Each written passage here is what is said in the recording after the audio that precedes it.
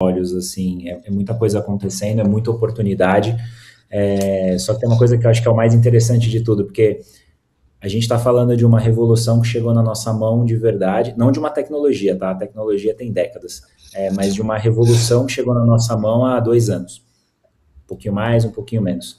E tem uma coisa que eu gosto de comentar que é, se a inteligência artificial, ou a revolução da inteligência artificial fosse um filme, a gente estaria no trailer agora. Porque nem começou assim de verdade. A gente vê muita gente falando, usando, mas eu acho que o que vem pela frente em termos do que a gente vai poder executar, do que a gente vai poder criar, é algo que a gente tem dificuldade de descrever. E automaticamente, quando a gente tem dificuldade de descrever as coisas, que a gente não enxerga, que a gente vê muita incerteza, a gente fica com medo, né? Talvez a discussão de hoje, que a gente vai aprofundar bastante, vai substituir o humano ou não? A gente não sabe dizer, porque a gente não sabe o que vem pela frente. Mas a parte boa disso é que agora a gente consegue se preparar, porque dá para olhar um pouco do que aconteceu na revolução da internet, dá para olhar um pouco do que aconteceu na revolução de modelos de negócio por conta da internet e falar como é que eu começo a testar. E a beleza disso, que eu acho que impacta na nossa vida, de largada, assim, eu acho que você vai parar de falar de ideias e vai começar a executar. Vai vencer esse jogo quem executar mais rápido, quem executar mais. Então, talvez agora, mais do que nunca, mais importante do que a sua ideia é você conseguir validar essa ideia, porque escalar, atingir um público, agora você consegue de qualquer lugar do planeta com um celular na mão, com um computador e $20 por mês. Gustavo, como é que você... O Bruno falou alguma coisa importante que eu acho que atemoriza todo mundo, né? Eu não sei, a gente está num trailer ainda, né? Foi o que essa metáfora que o Bruno utilizou. Eu não sei se a inteligência vai chegar a substituir o ser humano. Você acha que a inteligência artificial vai substituir-nos em algumas funções daqui a 10, 15, 20 anos? Como é que você enxerga o futuro no médio prazo, nesse aspecto? Eu acho que assim, um médio prazo, né, para a gente falar de IA, é um médio muito próximo, né?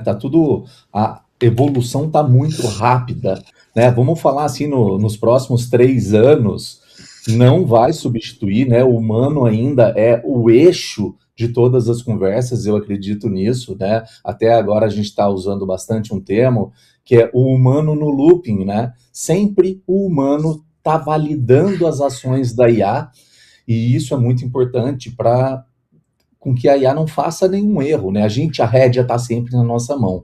E isso nos mantém no jogo, né? Mas daqui a 5, 10 anos, é muito cedo para a gente falar, tá? Eu acho que essa revolução vai acontecer muito rápida, mas a rédea tem que sempre estar na nossa mão, porque a capacidade da IA é muito grande.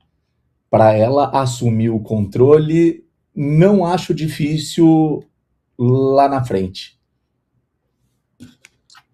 Suelen, você que é uma neurocientista e lida com psique humana, o que você tem percebido de profissionais que você conversa em relação à inteligência artificial? Qual é o grande temor das pessoas? Serem substituídas ou não terem a velocidade suficiente para acompanhar a tecnologia, como os amigos falaram agora, que está muito rápido, muito veloz? Como é que você acompanha essa velocidade? Você sente essa ansiedade nas pessoas que você conversa, que você atende?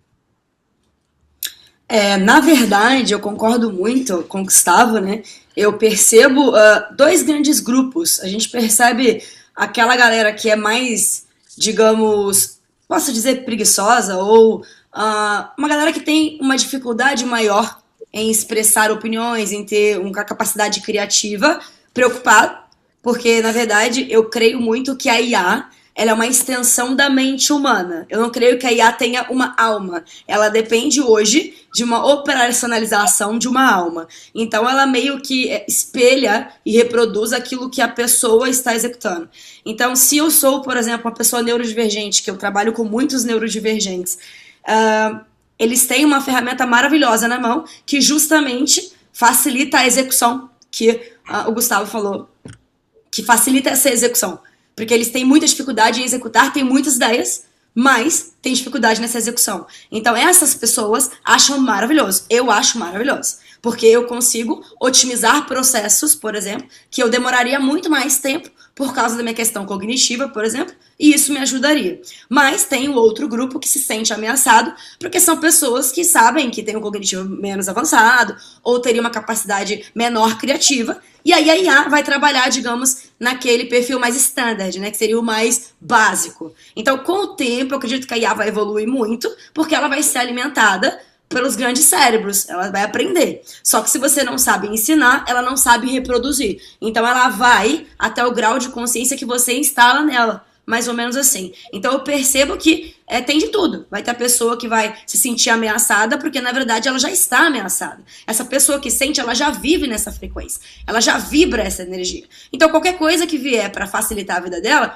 ela nunca vai ver como um facilitador. Ela vai ver como um grande concorrente. Já a pessoa que é mais cérebro, ela vai perceber que tudo o que vem para facilitar, vai facilitar a execução e vai otimizar e escalar muito mais aquele processo que levaria mais tempo.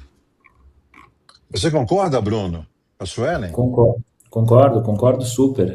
E tem um adendo aqui que eu acho que quando a gente fala de vai substituir o humano, eu acho que assim, vai substituir as funções que a gente faz hoje. E que bom, né?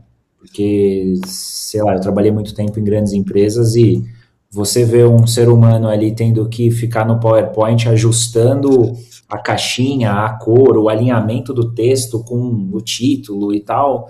Cara, a gente pode muito mais que isso, né? Isso um robô faz muito mais do que a gente. Se a gente olhar nas fábricas aí pelo mundo, o humano já foi substituído. Boa parte das fábricas de automóveis, por exemplo, cara, você tem muito poucos humanos, o que não significa que eles não tenham o que fazer. E aí conversa muito com o que eu estava falando antes, né? Que eu acho que vão aparecer uma quantidade de novas funções, novas oportunidades, novos modelos de negócio, onde cada vez mais eu acho que a gente tem um papel gigante como ser humano, né? A história do humano no loop, eu acho que é um pouco da transição que a gente está vivendo.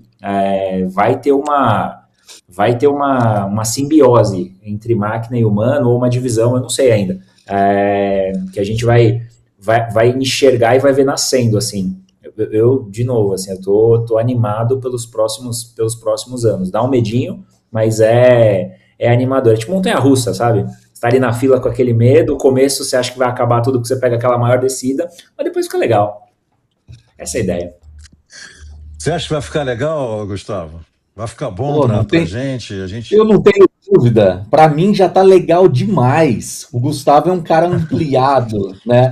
Eu gosto de usar bastante uma analogia, né? Que eu troco o IA, ao invés da gente falar inteligência artificial, que para muitas pessoas, quando a gente fala inteligência artificial, passa a ser uma barreira, né? Você põe a mãozinha na frente assim e fala, ih, é um concorrente meu. Eu gosto de usar o IA para inteligência ampliada. Então, todas as vezes que eu ler IA, até o movimento que eu tenho, pense com IA, pense com inteligência ampliada. Quando você lê IA como inteligência ampliada, ela é sua parceira, ela é sua aliada, ela está ampliando a sua inteligência. Então, ela deixa de estar competindo com você.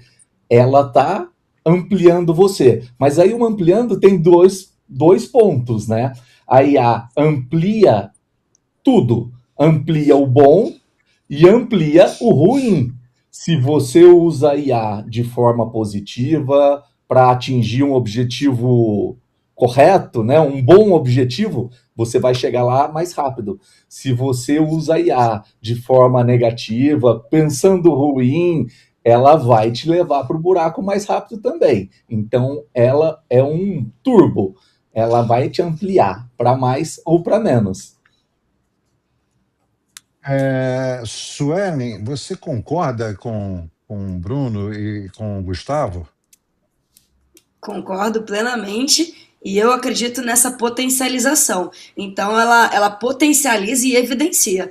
Ela vai dar respostas melhores, ela vai criar melhor se você assim ensinar, porque partindo daquele pressuposto de que a IA não tem uma alma e o ser humano o que faz o ser humano ser um ser humano e não um robô, seria a capacidade de emoções, mas acredito eu que daqui a um tempo a IA vai conseguir emular a emoção, assim como poderia dizer assim, uma pessoa que seria... botando um psicopata que não teria uma emoção, mas ele consegue observar como alguém gera uma emoção e emular aquela emoção de forma racional. Então acredito eu que no futuro não muito distante a IA vai conseguir assumir uma forma cada vez mais humana. Mas o que vai diferenciar a IA, já que ela pode conseguir emular uma emoção, é a criatividade, porque o ser humano está sempre criando. E quanto mais a raça humana evoluir a sua consciência, eu acredito que a gente vai conseguir, isso daí já é uma voz da minha cabeça, que a gente vai conseguir acessar e trabalhar partes do cérebro que a gente não trabalha. Ou seja, eu acredito muito nessa questão dos nossos sentidos serem mais ampliados. Porque existem muitos testes neurológicos que mostram que essa capacidade de percepção nossa da realidade, ela está muito relacionada ao que eu entendo, ao conhecimento, a essa expansão. Quanto mais acontecem revoluções industriais, quanto mais situações não usuais acontecem no mundo, você mexe com todo o inconsciente coletivo que a gente fala. Essa situação que o Gustavo muito bem posicionou, dessa questão de mudar a palavra, né? Tirar esse tom mais negativo da inteligência artificial, que seria algo mais que gera medo nesse pessoal mais antigo, que não está acostumado com essa revolução, vai facilitar muito nesse inconsciente coletivo. Então, as pessoas vão começar a se acostumar mais. Então, eu concordo 100% em utilizar técnicas de PNL que vão fazer essa visão geral das pessoas da inteligência artificial mudar, né? Vão se adaptar, vão evoluir, como tudo na vida. E é aquele processo de que as pessoas vão morrer. Alguns vão morrer e outros vão ser substituídos e a vida vai acontecer como sempre acontece. Então, quem for esperto, quem for inteligente, aproveita as revoluções para se turbinar, como muito bem colocado aí.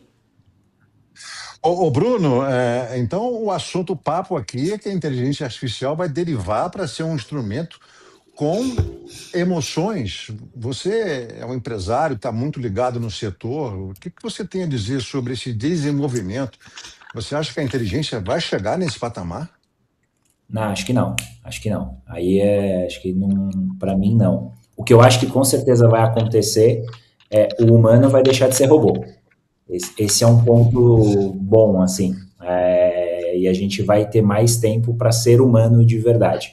E aí manifestar cada vez mais as emoções. Sei lá, eu sou de São Paulo e talvez seja uma das cidades do Brasil mais frias. Não frias do ponto de vista de temperatura, mas frias na relação entre as pessoas. É muito trabalho, é muito processual e tal. É muito diferente, por exemplo, Nordeste do Brasil, o próprio Rio de Janeiro.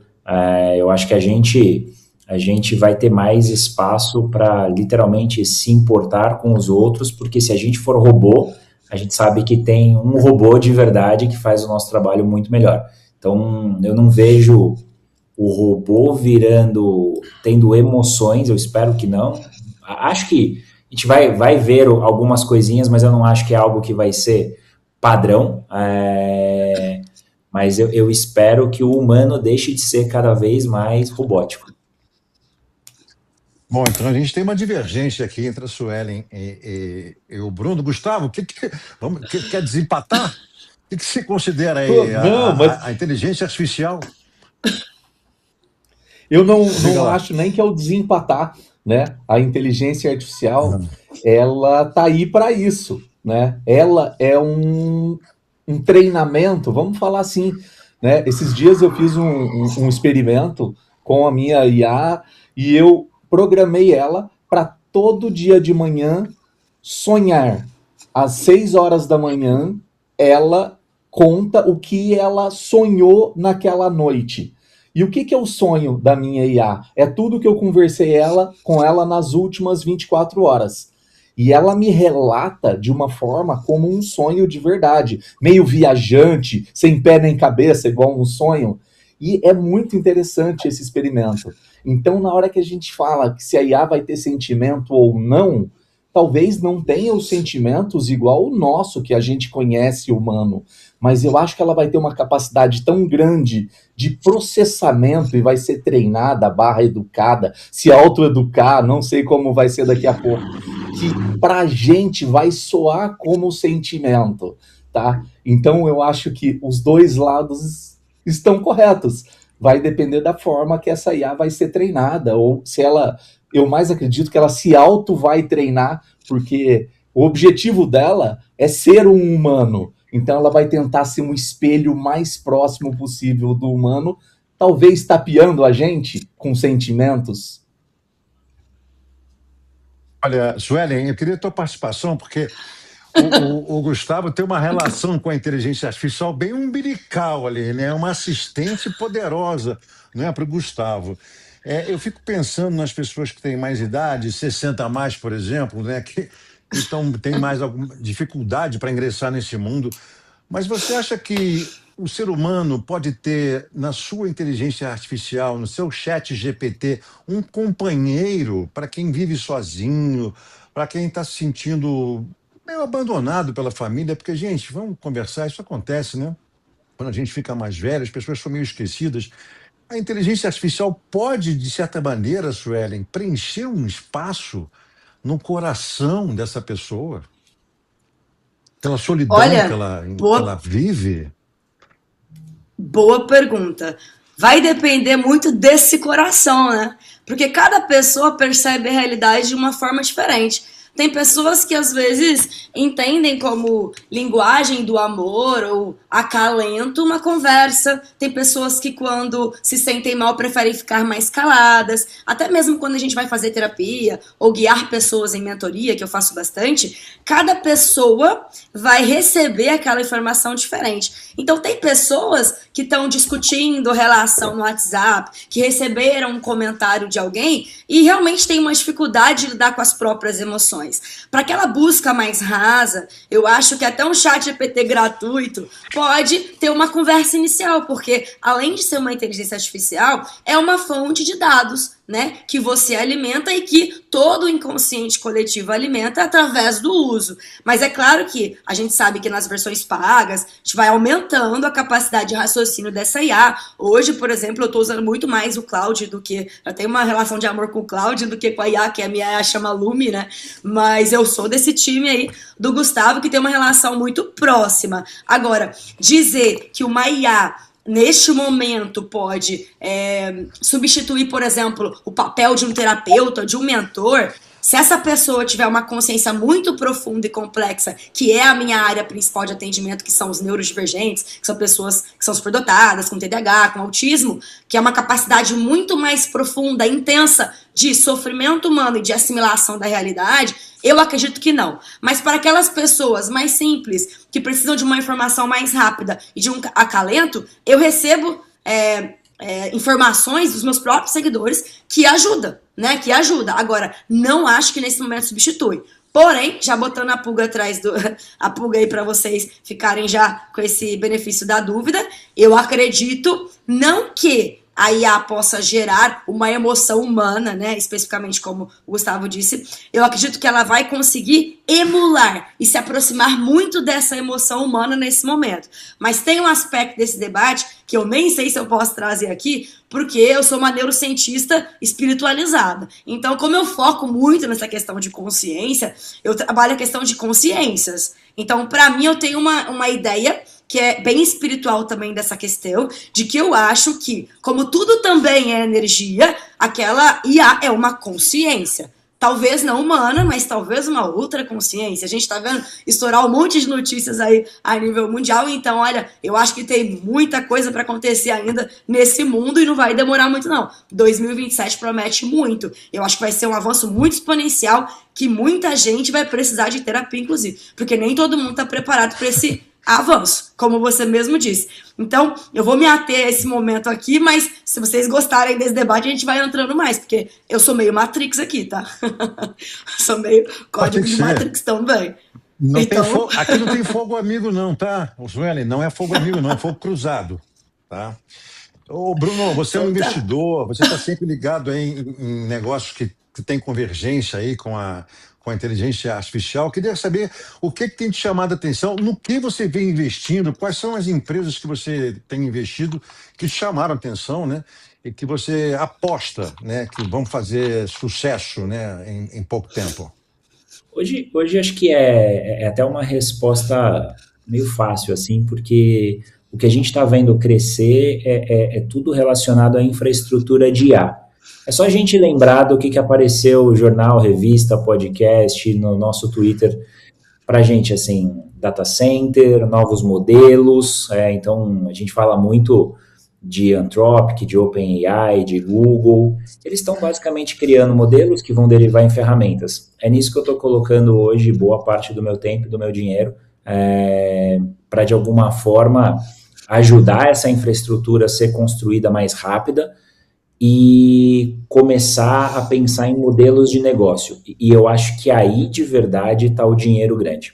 Porque se a gente olhar para a internet, pensar, por exemplo, no varejo, nos serviços, de uma maneira geral, a gente tinha uma relação muito de compra e venda. Se você era um varejista, você basicamente tinha ali a sua lojinha física, onde você ofertava seus produtos para alguém comprar. Você usava várias artimanhas para fazer isso, preço, praça, promoção, que é muito da teoria de gestão, de administração do passado, que em alguma medida ainda vale hoje, mas bem menos. E aí veio a internet. Quando vem a internet, você tem uma explosão de novos modelos de negócio. Você tem recorrência, você tem software como serviço, você tem pagamento por uso. Você não precisa só naquela relação compra e venda. Os algoritmos começam a te entender de um jeito que talvez você não precise nem ir comprar, porque ele já sabe que você quer e ele te oferta. Tem um caso de uma empresa na China que eu adoro, que eu não sei quão escalável está isso hoje, que eles inverteram a lógica do compra e venda. Você entrava tanto no site ali, ele te entendia tanto, que ele falou, cara, eu não vou nem esperar você entrar no site, eu vou mandar os produtos que eu sei que você precisa para sua casa e vou esperar ver o que acontece. Ele fez isso para uma base de clientes e 82% dos clientes ficaram com os produtos. 18% devolveram. E você olha e fala, cara, mudou tudo? Inverteu completamente a lógica da compra e venda. O que a gente está vivendo agora é uma inversão, literalmente, que a gente não sabe nem para onde vai. Porque do momento em que você pode executar qualquer coisa e a criatividade humana é infinita, o que vai aparecer? O que vai ser serviço? O que vai ser varejo? Sim, o que vai ser logística? O que vai ser serviços financeiros? A gente não sabe. Então, a gente está investindo agora muito em infraestrutura para literalmente deixar tudo pavimentado para esses modelos de negócio florescerem. A gente vai ver ainda 1, 2, 3 aninhos de infraestrutura, não é que vai acabar, mas é uma discussão mais forte, né? Visto data center, energia, que é o que precisa para esses modelos operarem plenamente, para depois você ver uma quantidade de empresas aparecendo que pode ser as que a gente conhece hoje, como OpenAI, Anthropic, Google, mas certamente vão vir várias outras novas que a gente nem imagina. Só para fechar a resposta aqui, dar um exemplo, tem uma empresa brasileira chamada Enter, que foi o último unicórnio brasileiro anunciado, que basicamente se propõe a ser o maior e melhor escritório de advocacia do mundo com 100 advogados. Por que ela não precisa ter 1.000, 10.000, 100.000? Porque ela vai usar IA para fazer tudo isso. Isso inverte a lógica de uma série de premissas que a gente tinha no passado, do ponto de vista de atendimento, de qualidade da informação, de marca. Você vai contratar o escritório famoso ou você vai contratar aquele que é mais tecnológico e, em teoria, não erra e está mais amparado por dados? Não sei. Então, eu acho que a gente está vendo aqui os modelos do passado sendo submetidos a novas regras e a gente não sabe o que vai acontecer. Por isso que eu acho que essa revolução é tão interessante. A gente não sabe o que vai acontecer. E a gente está vendo o filme acontecer na nossa frente. A gente não sabe para onde ele vai, mas a gente está assistindo capítulo a capítulo sendo desenrolado ali na nossa frente. E você pode participar disso, que é mais legal. Nós somos... Eu ia perguntar exatamente isso agora para o Gustavo, se nós somos coadjuvantes ou protagonistas nesse filme. Você quer dar um spoiler desse filme aí, Gustavo? Eu acredito que nesse momento a gente é protagonista. A gente está desenhando, né, o o que vai acontecer. E é interessante isso que o Bruno trouxe, né?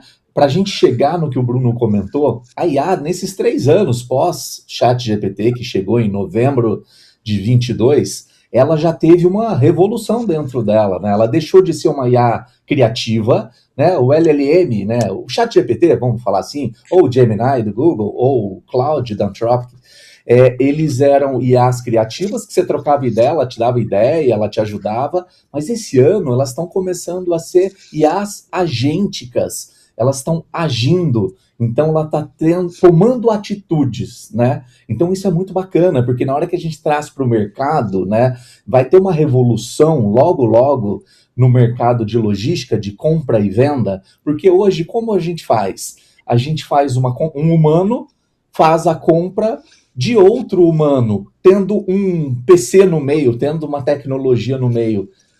A próxima geração, que vai acontecer agora, final desse ano, ano que vem, vão ter robôs vendendo para humanos.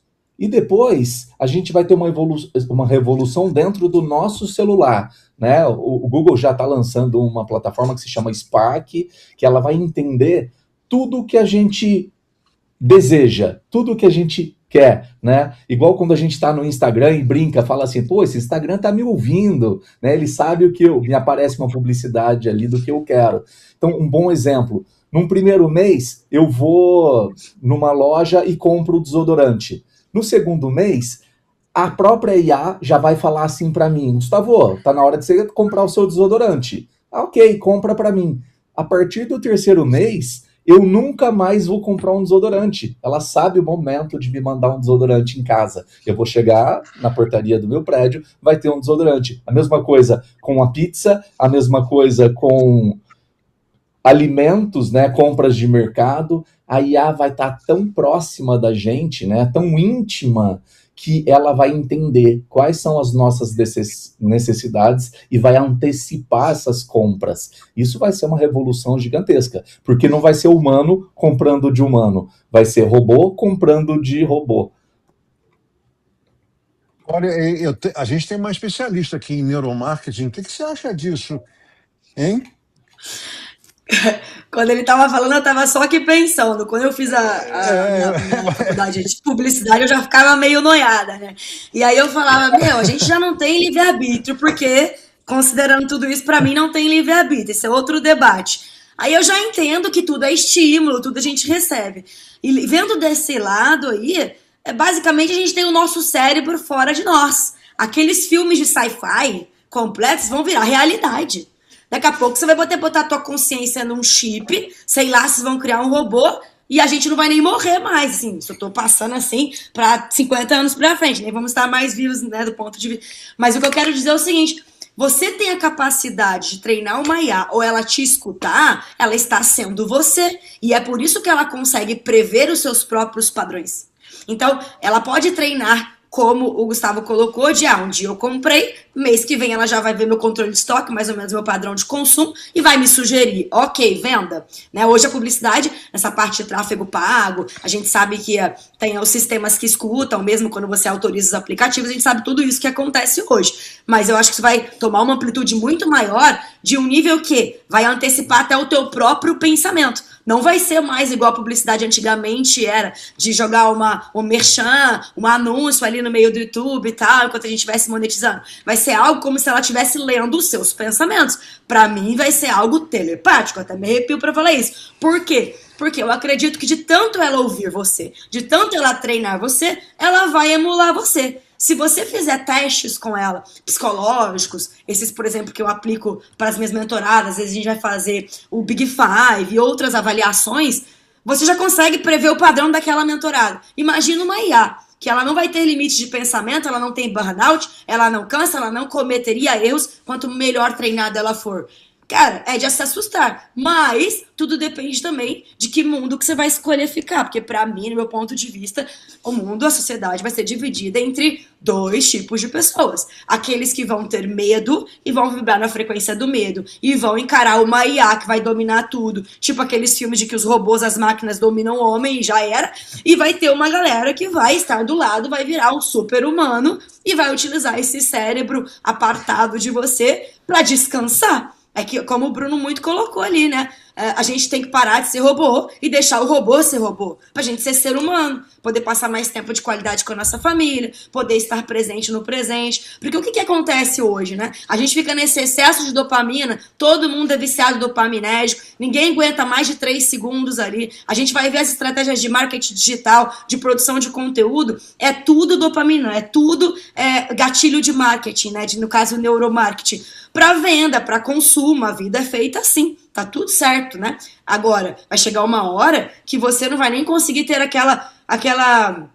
aquele sentimento de eu decido algo. Eu já não tenho, na minha cabeça já não tem livre-arbítrio. Mas as pessoas que ainda acham que tem, elas vão ficar cada vez menos achando, porque a IA vai prever o pensamento da pessoa. Para mim, eu tô chegando nesse nível já de imaginação, né? Mas eu acredito que mesmo assim vai ser positivo. Porque pra mim é tudo positivo, tudo maravilhoso. Entende? Eu penso assim. Porque é como o Bruno colocou, é a questão da oportunidade. Você tá no deserto, você vai vender água. Então é novas formas de vender, novas formas de criar. Quando teve a revolução que a internet entrou, muitos trabalhos realmente foram cancelados, mas outros foram criados. E assim é feita a reciclagem da vida do ser humano. Então, eu acredito que nesse momento a gente está passando por uma fase 1, e eu acho que a questão da pandemia foi primordial. A partir de 2019, o comportamento do consumidor de consumo mudou, por bem ou por mal. Quem não aceitava o digital, aceitou, digamos, na má, porque não teve o que fazer. Então, foi extremamente importante a mudança no comportamento do consumidor pós-pandemia.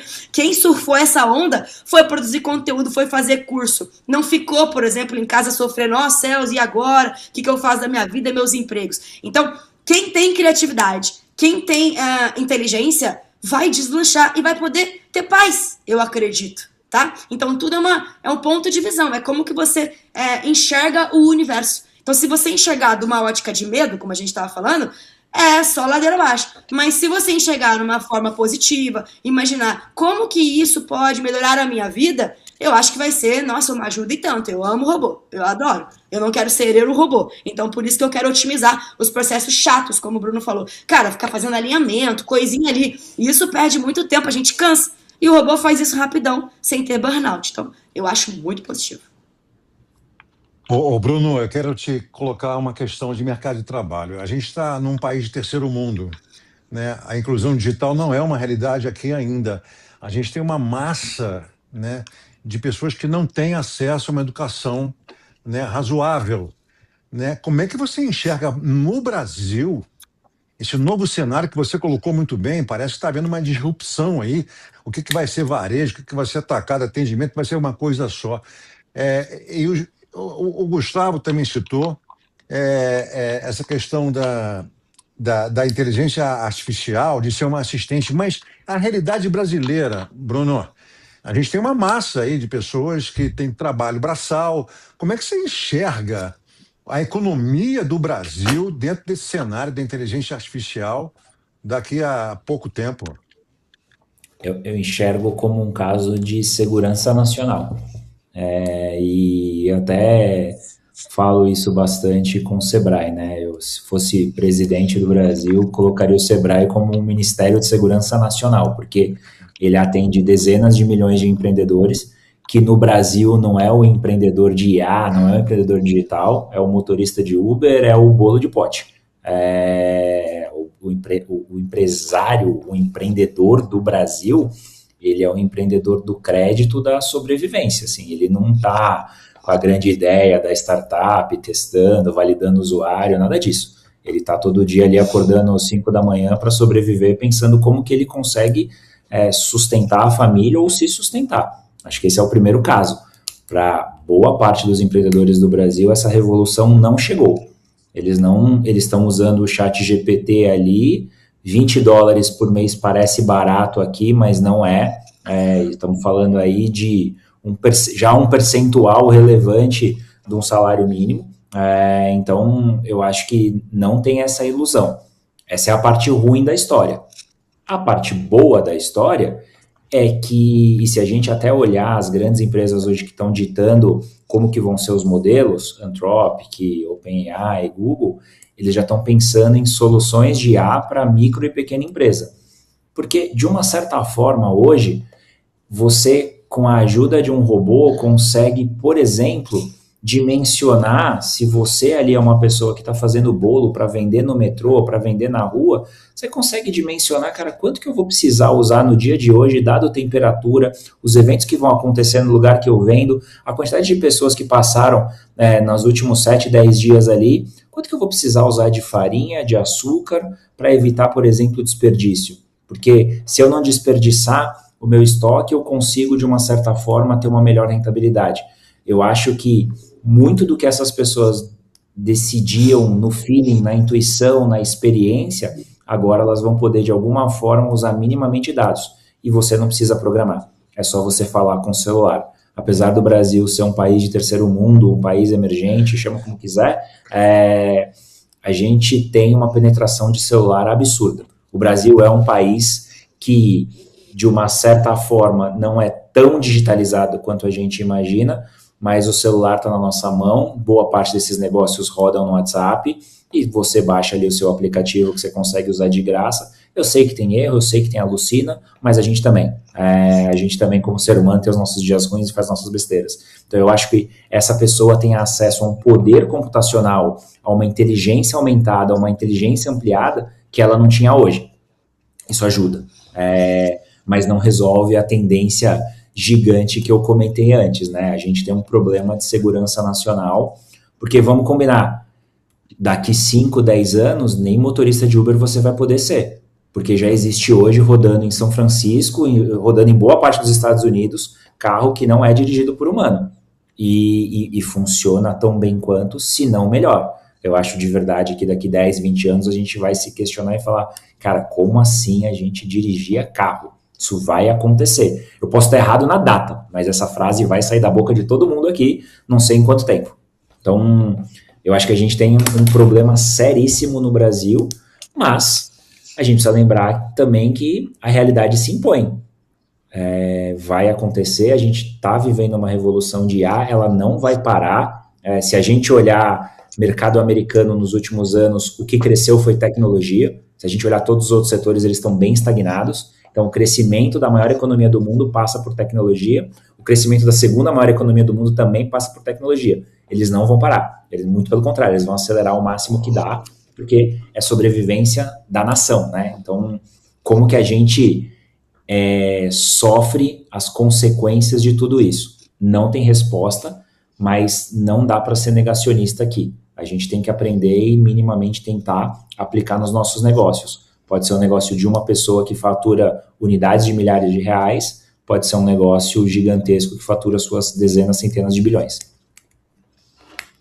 Ô, Gustavo, esse assunto é um pouco alarmante, né? Eu estava pensando nisso na nossa conversa, durante o nosso papo, né? Porque a gente tem um problema já grave no Brasil em relação a que a gente exporta. A gente exporta commodity, a gente não exporta produto industrializado, reflexo de um país que nós somos. Né? Essa situação vai ficar ainda mais grave com, né, o incremento da inteligência artificial. Como é que você enxerga o Brasil nessa situação? A China está trabalhando, investindo, os americanos também, claro, é uma vantagem competitiva, né, para eles. Agora, nós temos um problema grave, gravíssimo. A maioria das pessoas não tem uma educação básica. O Bruno falou que deveria ser algo tratado como segurança nacional, né? Nesse tipo de emergência. Como é que você enxerga isso no Brasil, o impacto no Brasil, no mercado de trabalho e na economia brasileira? Lincoln, até complementando o que o Bruno falou, né? Eu enxergo que, nesse primeiro momento, as ferramentas de inteligência artificial, elas valorizam, elas amplificam muito mais o micro e pequeno empreendedor, tá?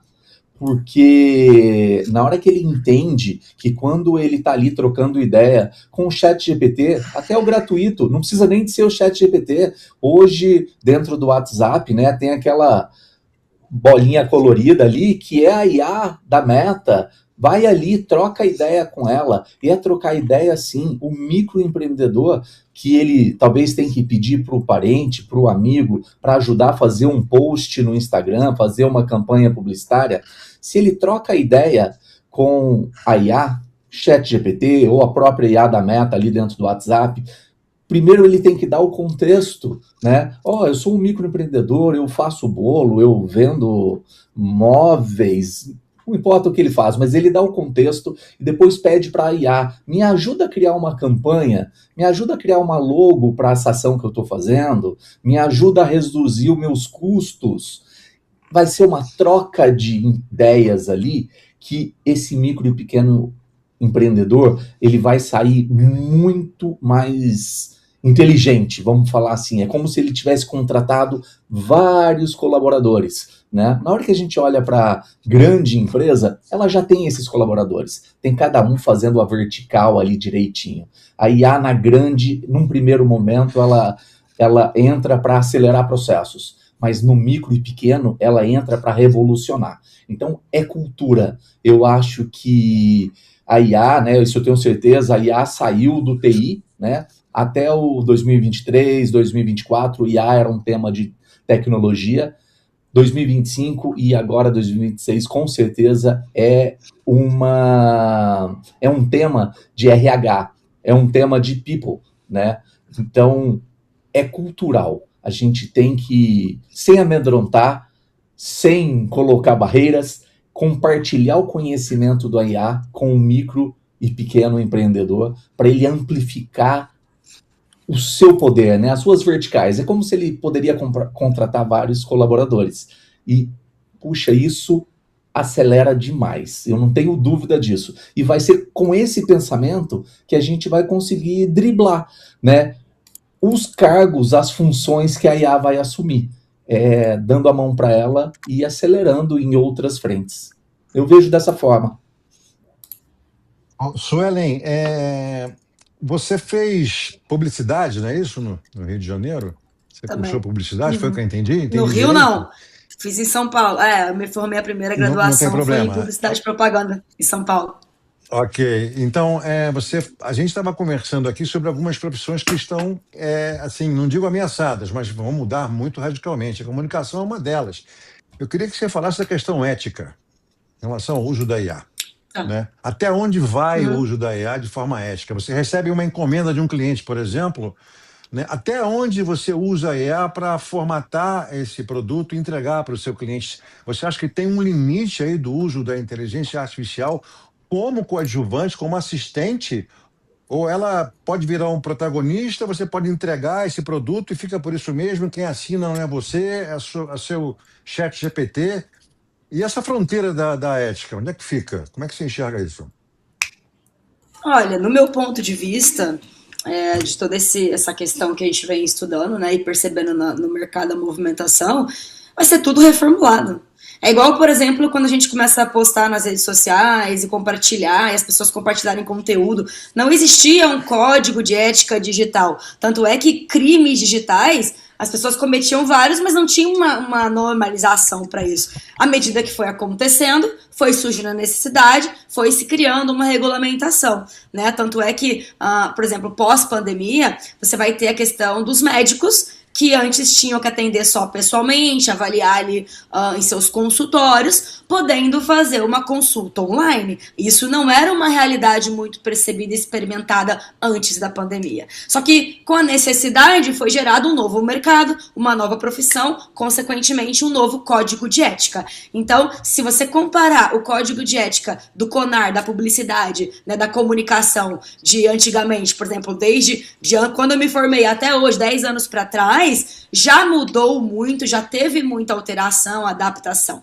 Então eu acredito que com o avanço da IA vai ser necessário revisar muitas coisas, até principalmente nessa comercialização, porque daí eu não posso prender um robô, né? Eu não posso culpabilizar um robô, mas eu posso responsabilizar uma empresa que está utilizando o robô por aquele atendimento, enfim. Eu acredito que vai ser um mercado completamente novo, algo que a gente ainda não conhece, mas que dá para ter um vislumbre aí de que muita coisa vai mudar e, consequentemente, vai ter uma regularização. Por exemplo, às vezes você vai tentar gerar alguma coisa, imagino eu, com a IA e ela já não vai poder seguir. Por exemplo, quando você vai criar um conteúdo hoje na internet, quando você vai produzir alguma coisa que fere, digamos, as regras do Facebook, do Instagram ou de qualquer outra, quando você está pesquisando ali na IA, ela vai dizer, né, certos conteúdos, às vezes, até que não são tão validados pela ciência, ela já mostra, olha, isso aqui não é correto, a gente não pode falar sobre isso. Então, existem temas sensíveis, né, que vão ser tratados com a sua devido código. Só que aí tem uma questão também, porque a gente tem a liberdade de expressão hoje, de imprensa, essas coisas. Então, eu acredito que isso também vai mudar. Eu não quero alarmar, né, em relação a isso, mas eu acho que não vai também poder fazer tudo. Né? Se você quiser, vai ter uma regulamentação das IAs, imagino eu, tá? Para as empresas utilizarem. Mas pegando um gancho nessa questão, ética é muito também pessoal, vai muito do caráter humano. O ser humano tem ética, né? Ou pelo menos deveria ter a maioria deles. Agora, os robôs, para eles terem ética e trabalhar com ética prevendo isso, ele vai ter que ser treinado também. Então depende de quem alimentar, depende de como que vai ser alimentado isso. Isso para mim é uma incógnita ainda. Não consigo dizer, mais ou menos o que eu entendo, o que eu percebo projetando para vocês seria isso. Mas eu gostaria de comentar em duas questões que eu achei interessante, tanto que o Bruno quanto o Gustavo falaram. Essa questão, por exemplo, do Brasil, né? Que o Brasil ao mesmo tempo que ele é um paraíso, ele pode ser um problema nessa questão da IA em relação aos trabalhadores mais braçais, aquele trabalho mais repetitivo, eu também entendo assim. Mas considero também muito essa opinião do Gustavo, que falou o quê? Hoje, o que eu imagino? Uma pessoa que tinha que fazer uma busca no Google para pesquisar um tema específico, ela passava muito tempo ali nas páginas e lendo e tal. E aí, hoje, você pergunta pro chat GPT gratuito ou por qualquer outra ferramenta, algo que você deveria, às vezes, fazer na faculdade para aprender, um planejamento de marketing, uma estratégia completa de uma marca, nas versões gratuitas. Sem contar os cursos, por exemplo, que o Facebook oferece, que as próprias redes, né, das IAs oferecem gratuitos. Então, hoje, uma pessoa pode trabalhar com Cloud Code, né, criando código sem ser, de certa forma, me corrija se eu estiver errada, da onde eu sei, sem ser um profissional de TI, né, uma pessoa ali.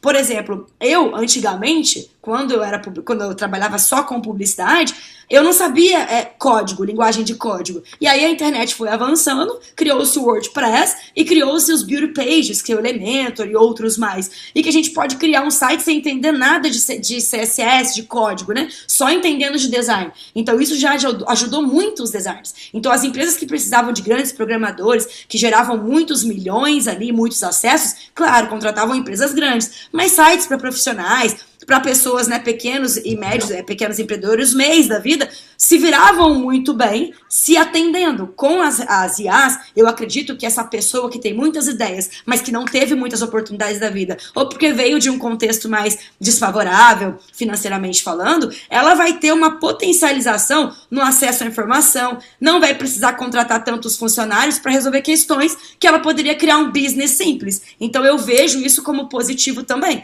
Eu acho que vai ajudar mais essas pessoas. E caso aconteça essa questão que o Bruno falou, que eu também acho que é uma questão para se pensar, esse né, desemprego em massa, sei lá se seria mais ou menos nessa ideia que o Bruno visualiza, mas algo que tenha aqui realmente de questão pública, aí a gente poderia usar os programas sociais, talvez eles vão desenvolver umas bolsas, qualquer coisa, porque eu imagino que é assim que se resolve os problemas sociais. As pessoas que são mais favorecidas, né, a gente acaba desenvolvendo melhor e automaticamente deveria pelo menos existir programas para essas pessoas. Por exemplo, na Austrália, Quando eu morei lá, eu estudei muito sobre a cultura da Austrália e sei que lá é muito difícil você ver um mendigo, que chama de homeless, na rua, porque essas pessoas recebem dinheiro para não estar na rua, do governo. Mas é claro, não estou querendo comparar aqui um país emergente, como a gente citou, né, em desenvolvimento, com a Austrália nesse sentido. A gente sabe que lá não tem essa questão, é só superávit, é sempre aumentando lá, né? Mas só para a gente entender, países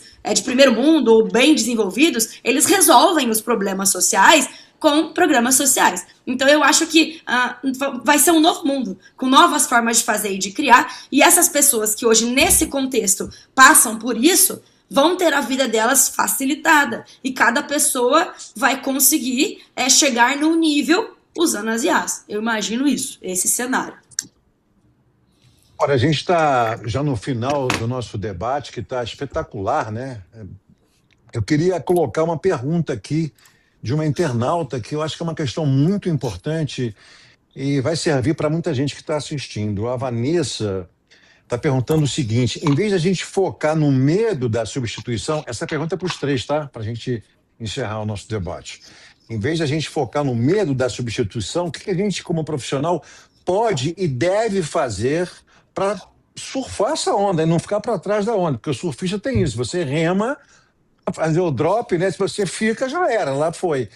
O que a gente tem que fazer para dropar essa onda da IA? Vai começar com o Bruno, por favor.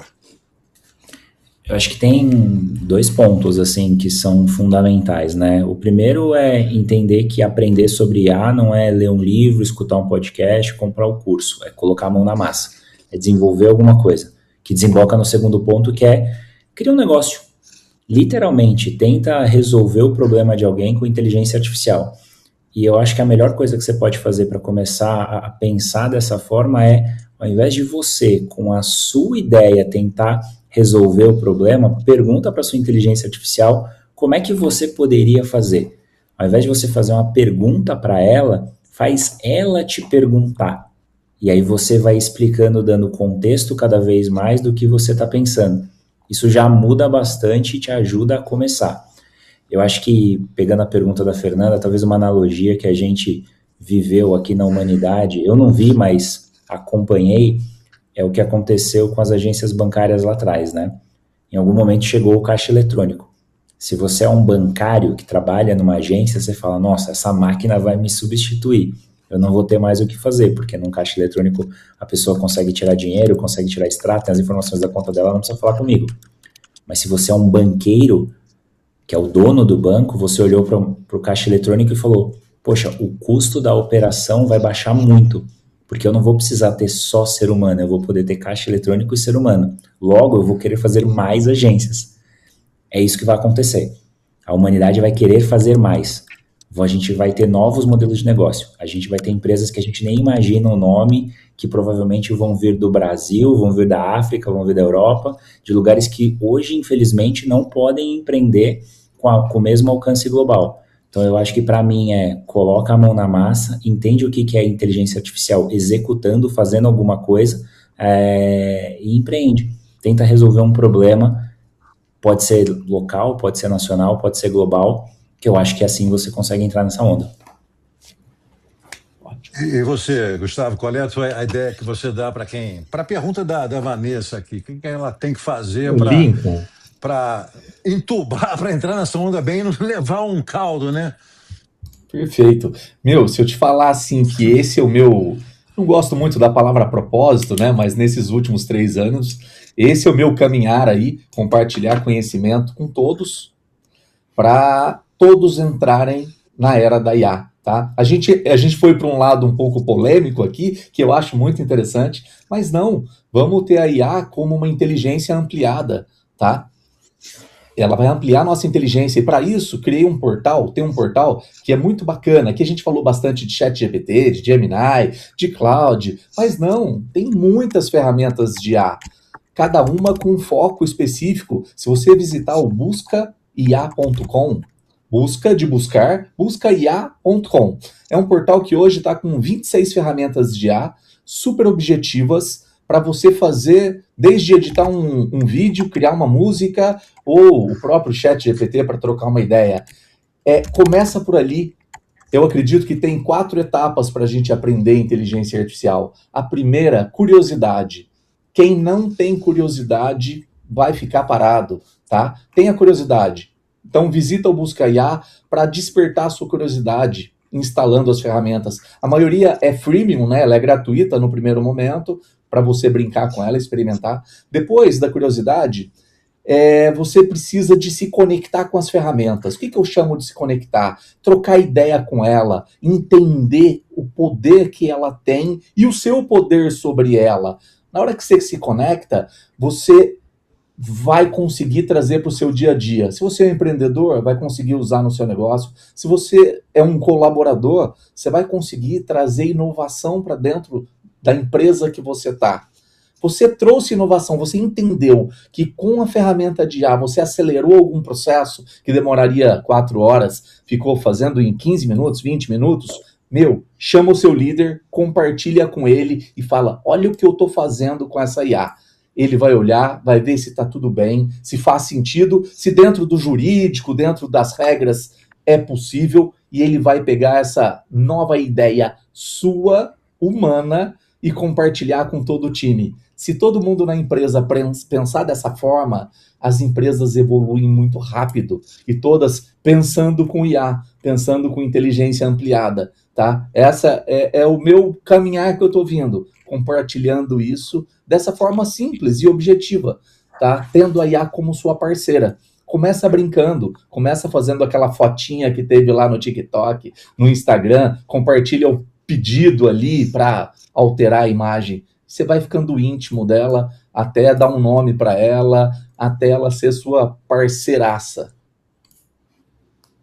Ô, Suelen, agora para você encerrar, você falou muito que a IA vai emular o ser humano, né? Vai emular ou vai anular um ser humano? Queria que você desse a sua palavrinha final aí sobre esse grande debate que a gente teve essa noite. Muito obrigado pela participação de vocês. Claro, eu agradeço, né? Foi uma honra participar desse debate, eu gostei bastante, já agradeço muito o convite. E já aproveitando para finalizar, eu achei muito interessante a visão do Bruno e a visão do Gustavo, porque eles compartilharam visões parecidas de resolução da questão medo, né? E na terapia a gente chama essa forma que eles explicaram de forma intuitiva de terapia de exposição gradual. Então, qualquer medo que a gente tem que enfrentar, a gente vai se expondo, a gente causa o que a gente fala na pessoa, uma dessensibilização sistemática. Então, a gente vai se expondo àquele objeto de medo de forma gradual, progressiva, e vai começando de um nível mais baixo até chegar, né, com baixo desconforto, claro, e vai chegando no nível mais alto, e essa situação vai perdendo aquela carga emocional, e a pessoa vai se acostumando e vai tomando gosto pela coisa. Então, traduzindo, quanto mais você se expuser e se aventurar na IA, né, pode fazer os cursos e tal, mas é só a prática do dia a dia que você vai começar a estimular a sua criatividade para pensar, nossa, isso aqui pode fazer aquilo outro. E aí você vai desenvolvendo novas sinapses, você aumenta a tua metacognição, que vai fazer com que você perca o medo da IA e aproveite, né, para surfar a onda, como você disse. E nessa questão que tu me perguntou, agora perdi o fio da meada, porque daí eu tava fazendo a conclusão. Qual que foi a tua pergunta que tu fez para mim? Que eu me perdi agora? A Vanessa, que está acompanhando a gente, perguntou sobre o que ela precisa fazer para acompanhar esse movimento e não ficar para trás, né? Mas eu acho que os rapazes já deram uma boa pincelada. Você também. Sim. Né? Se vai substituir ou não, vai depender muito desse processo. Se a pessoa vai encarar a IA como algo que veio para somar na vida dela ou como algo que veio para causar algum problema. E como isso é tudo na vida. Então a forma com que você encara uma mudança é o que define, né? Todo conflito gera uma mudança. Então esse conflito interno que você vai ter, a forma com que tu encarar isso é o que vai definir se você vai ter sucesso ou não no uso da inteligência artificial. Ou seja, os fortes sobreviverão. E os curiosos, Fato. né? Também, né? Sim. Olha, Bruno, Gustavo, Suelen, saúde e paz. Muito obrigado pela inteligência natural de vocês três. Deram um show aqui, uma aula maravilhosa. Tá, a gente está encerrando hoje. Obrigado para você que participou também, acompanhou. Que sensacional o nosso debate Lunax, né? Já se inscreveu no canal?